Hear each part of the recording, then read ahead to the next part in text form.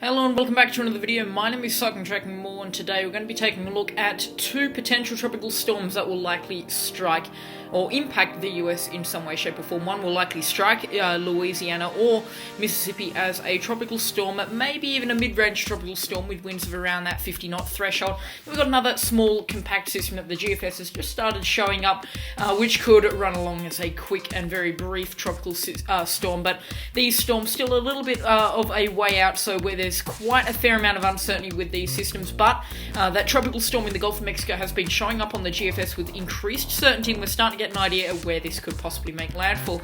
What you're looking at right now is the good old Atlantic Basin. Sun rises over the continental United States. Not much is happening. Got a tropical wave emerging off the coast of Africa. Some nice thunderstorms over South America, some decent thunderstorms over Mexico and Central America, and some lovely thunderstorms in the northern United States, but nothing in the way of tropical cyclone activity. Nothing is expected for the next 3 to 4 days. But as we start seeing in the 5-day forecast now, here's the southeastern United States forecast. Now, don't be fooled with the winds; they are quite different here.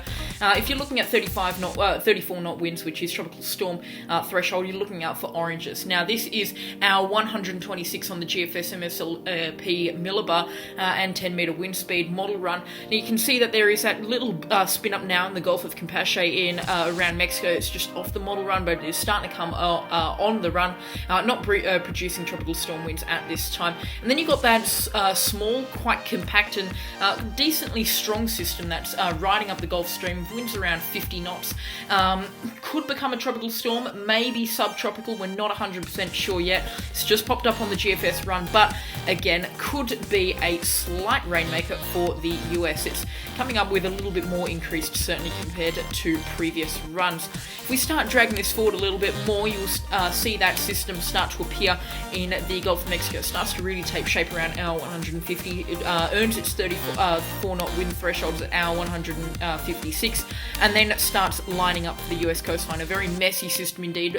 If I'm to think of an analogue, Barry for sort of its structure from 2019, and Cristobal from 2020 for its track, but quite a weak tropical storm, nothing too much. It's going to be a rainmaker. We'll get to the rainfall in just a sec, but could cause some slight damage around the New Orleans metro area. We'll probably make landfall with winds of around 40 knots, no more, as indicated with red, and could be slight impacts anywhere from Tallahassee over to Houston, but again, still a little bit far out. Hasn't been tagged by the National Hurricane Center yet, but the GFS has been showing this with quite decent consistency, so definitely one to watch. More interestingly would be the rainfall. It seems to be the main threat from this system.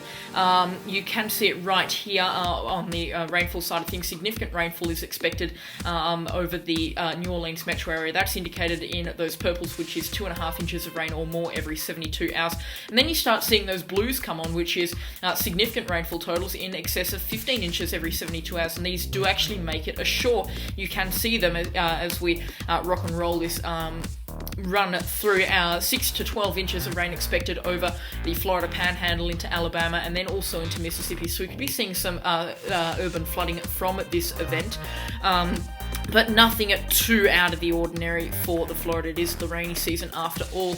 Model runs for the rainfall side of things, again, telling the pretty much same story. The GFS happy with significant rainfall totals of around 2 inches every 3 hours as this storm comes ashore. So one to watch if you are looking out for significant rainfall or you do live near a creek that is prone to swelling, but nothing too significant. Definitely won't be making landfall at hurricane status as of now.